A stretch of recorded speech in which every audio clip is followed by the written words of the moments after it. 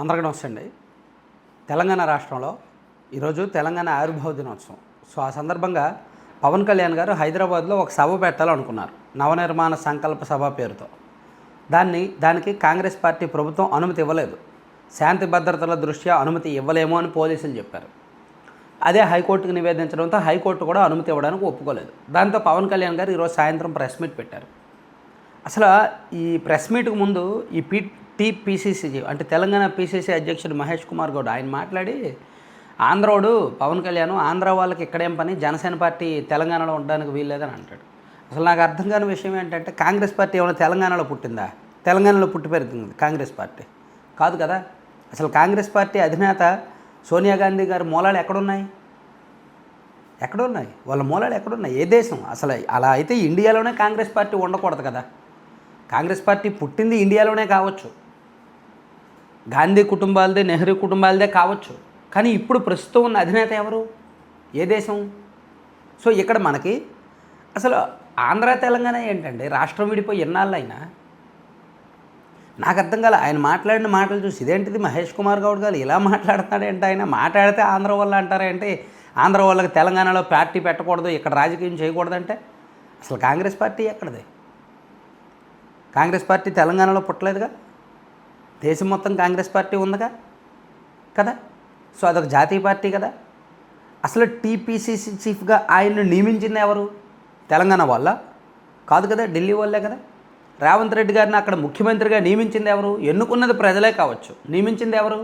Congress party పెద్దలే కదా, అంటే ఢిల్లీ వాళ్ళే కదా. తెలంగాణ వాళ్ళు ఓట్లు వేశారు అంతే మీకు, కానీ తెలంగాణ వాళ్ళు మీకు ఆ సీట్ ఇవ్వాల, ఆ పదవి ఇవ్వాల. సో అసలు జాతీయ స్థాయిలో జాతీయ పార్టీ మీద ఉంది, తెలంగాణలో పుట్టి పెరగలేదు మీ పార్టీ ఏమి, కాబట్టి మీరు అక్కడ రాజకీయం చేస్తున్నారు. సో తెలంగాణలో పుట్టిన వాళ్ళు, తెలంగాణలో పెరిగిన వాళ్ళు, తెలంగాణ ఉద్యమం చేసిన వాళ్ళే అక్కడ రాజకీయం చెయ్యాలి అంటే అక్కడ బీజేపీ ఉండకూడదు, అక్కడ కాంగ్రెస్ పార్టీ కూడా ఉండకూడదు ఆ మాటకు వస్తాయి. సో ఇంకా ఆంధ్రోడు అనే మాటలు అయితే అనవసరం, అటువంటి వ్యాఖ్యలు అనవసరం, దానివలన ఎవరికి వనగదు. సో దాని మీద పవన్ కళ్యాణ్ గారు కూడా ఈరోజు గట్టిగానే కౌంటర్ ఇచ్చారు, స్ట్రాంగ్గానే రియాక్ట్ అయ్యారు. సో ఆయన ప్రెస్ మీట్ అంటే ఎప్పుడైతే సభకు అనుమతి ఇవ్వలేదో ఆయన ప్రెస్ మీట్కి ప్రిపేర్ అయ్యారు. ప్రెస్ మీట్లో ఈ మధ్యన కొంత నన్ను హైదరాబాద్లో ఎలా అడుగు పెడతావు, ఎక్కడ నీకేం పని అని అడుగుతున్నారు. అసలు మీరెవరయ్యా నన్ను బెదిరించడానికి? బెదిరించే వాళ్ళ అయ్యే జాగీరా తెలంగాణ? మీ ఇష్టానికి మీరు మాట్లాడితే నేను భయపడాలా? నాపై దాడులు చేస్తామంటున్నారు కదా, అందుకే నా అడ్రస్ తెలియాలంటే ఇంటి వద్దే ప్రెస్ మీట్ పెట్టా. నాకు తెలంగాణలో బెదిరింపుల కన్నా ఆంధ్రాలోనే బెదిరింపులు ఎక్కువ. తెలంగాణ యువతకు అద్భుతమైన అవకాశాలు రావాలని కోరుకునే వ్యక్తిని నేను. ఆంధ్రాలో నన్ను తిరగనివ్వం అంటే వారాహి అనుమతి ఇచ్చింది తెలంగాణ ప్రజలే. నాకు ఎన్నో ఏళ్లుగా తెలంగాణ ప్రజలు అండగా నిలిచారు. జనసేనను తెలంగాణ నడిబొడ్డుని ఏర్పాటు చేశాం అని చెప్తూ తెలంగాణలో పార్టీ బలోపేతం చేయాలని మా నేతలు చాలాసార్లు అడిగారు. ఆంధ్రాలోనే అధికారం కోరుకోని వాడిని తెలంగాణలో అధికారం ఎందుకు కోరుతాను? నాకు అధికారంపై ప్రేమ కాదు, మార్పుపైనే ప్రేమ. తెలంగాణ ప్రజలకు ఆంధ్రాపై ద్వేషం లేదు. తెలంగాణ ప్రజలు ద్వేషం పెంచుకుంటే ఒక్క ఏపీ వ్యక్తి కూడా ఇక్కడ ఉండేవారు కాదు. తెలంగాణ నలుమూలల నుంచి తిరిగిన వ్యక్తిని.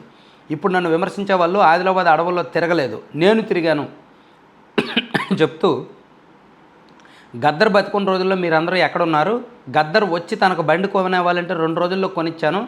గద్దర్ బతికున్న రోజుల్లో ఆయనకు మీరు ఏం చేశారు? ఒక విశ్లేషకుడు వ్యాఖ్యల వల్ల గొడవ మొదలైంది.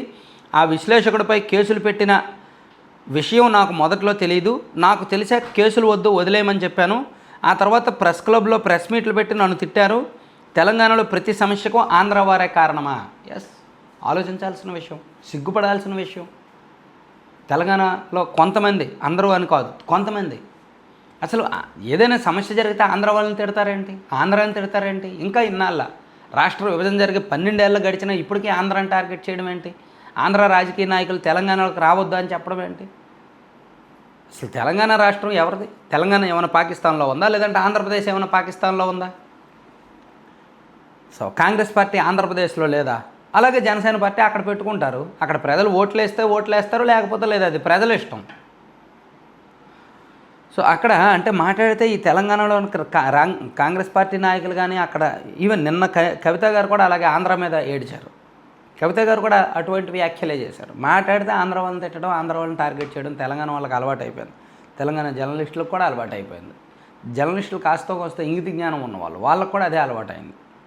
సో ప్రత్యేక తెలంగాణ కోరుకున్న మర్రి చెన్నారెడ్డి వల్లే సినీ ఇండస్ట్రీ చెన్నై నుంచి హైదరాబాద్ వచ్చింది. తెలుగు ప్రజలు 50 ఏళ్ళు కలిపి ఉన్న రాజధాని హైదరాబాద్.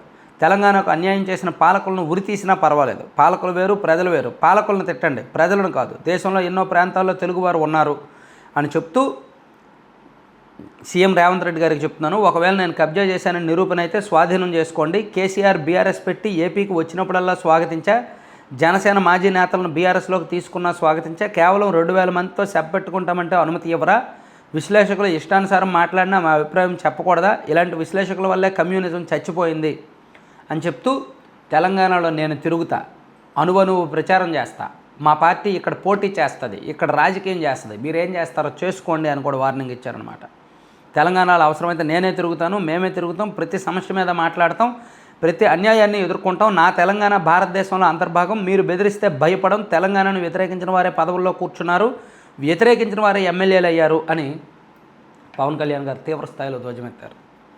నిజంగా ఇంగిత జ్ఞానం లేకుండా అక్కడ కొంతమంది తెలంగాణ కాంగ్రెస్ పార్టీ నాయకులు మాట్లాడారు నిన్న ఈరోజు. వాళ్ళందరికీ గడ్డి పెట్టారన్నమాట పవన్ కళ్యాణ్ గారు. Thank you.